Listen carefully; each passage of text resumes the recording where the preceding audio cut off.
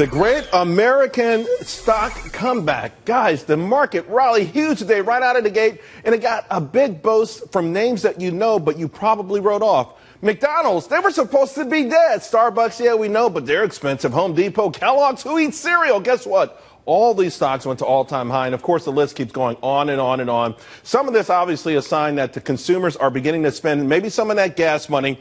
And our economic recovery, although it's not great, it continues to plod along. Joining me now, Peter Morici, economist at the University of Maryland. And Peter, you have been pretty adamant that the economy is doing better than most people think it's doing. And I guess to a certain degree today, you were vindicated, your position.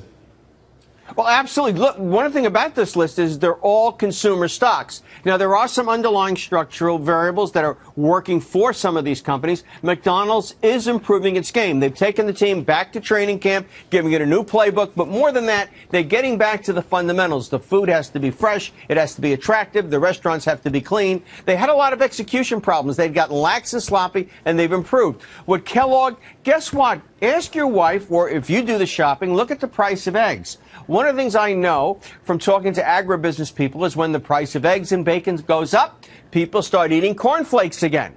Kellogg is in good shape. People aren't going to generics. This is all good news about the economy and to some degree about these companies. You know, I also think, too, Peter, and it's one of my themes I tell people all the time, don't write off these great American companies that have been around 50, 60, 70, 100 years because they've been through down periods before.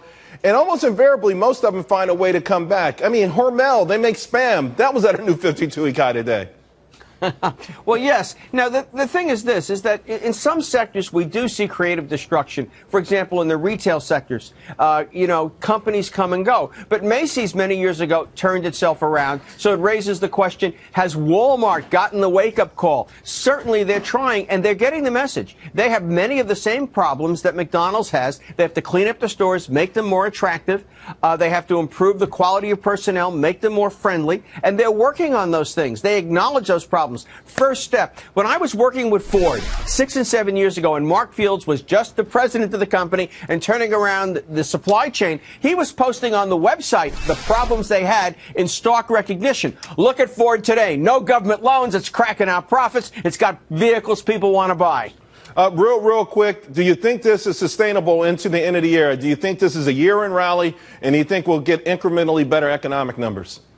We're going to get some tough economic numbers with regard to the third quarter because of a technical adjustment, basically inventories. The GDP number won't be very high.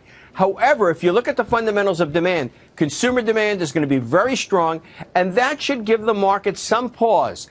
My feeling is that in the fourth quarter, in November and December, I guess the last 2 months of the year, we're going to be in good shape. We're not going to go surging to new highs, but maybe we'll get back to where we were before. Tell you what, a couple of sessions like today, and we might get there sooner rather than later. Peter Morici, thanks a lot. Really appreciate it. Take care.